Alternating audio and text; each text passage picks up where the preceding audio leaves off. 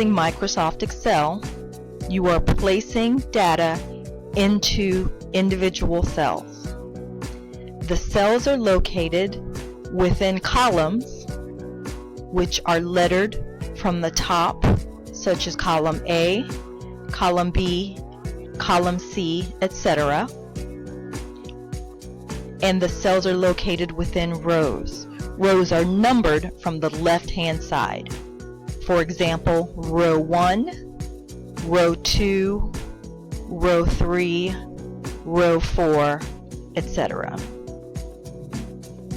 For example, if you were to type the word apple into this cell, you have placed information into the cell that is located in column A, row 1.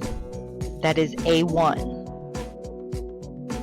Another example is if you were to type the year 1997 into this cell, you have placed that information into the cell located in column D, row 2, D2, and the name box tells you what cell that you are actively managing at the time. Although there are many functions that can be performed using Microsoft Excel, the initial purpose of this software was to allow you to place data into cells and then have Microsoft perform a function for you.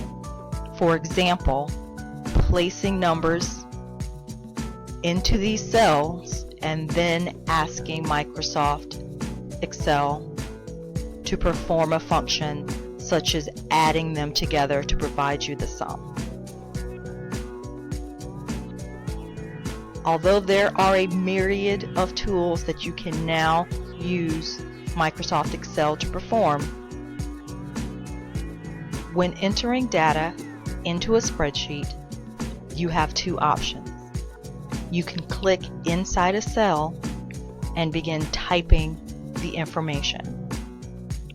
Once you've typed the information you want in the cell, you can click Tab to exit the cell to the right, or you can click Enter to move one below the cell.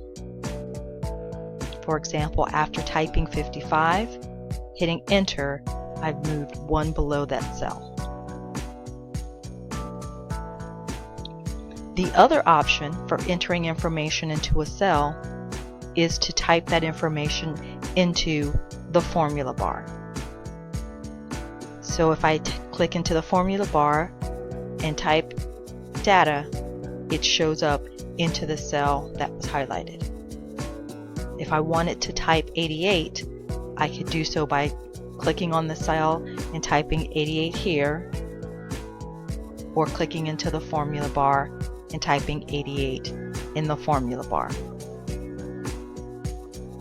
You most likely will not need to pay much attention to what is in the formula bar until you start doing more slightly advanced functions, such as asking Excel to perform a mathematical equation.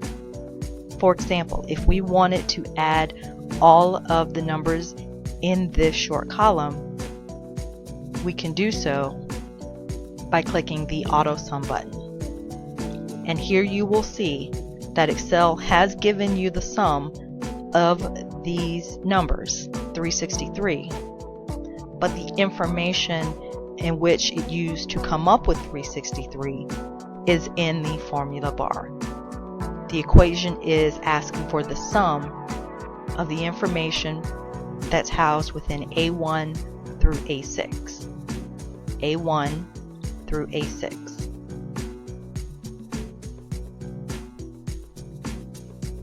Another example.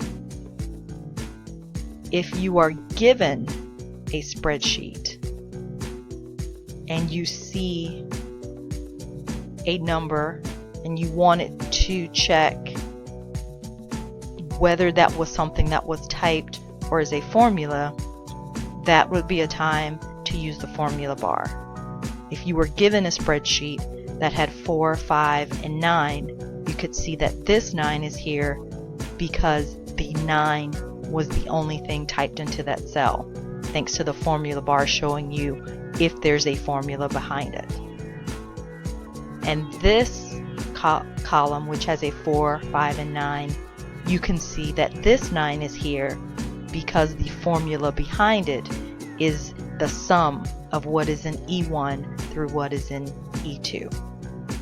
So recap, you most likely will not need to pay much attention to what is in the formula bar as you begin using Excel, unless you want to start adding formulas or you want to see if the spreadsheet you were given has a formula.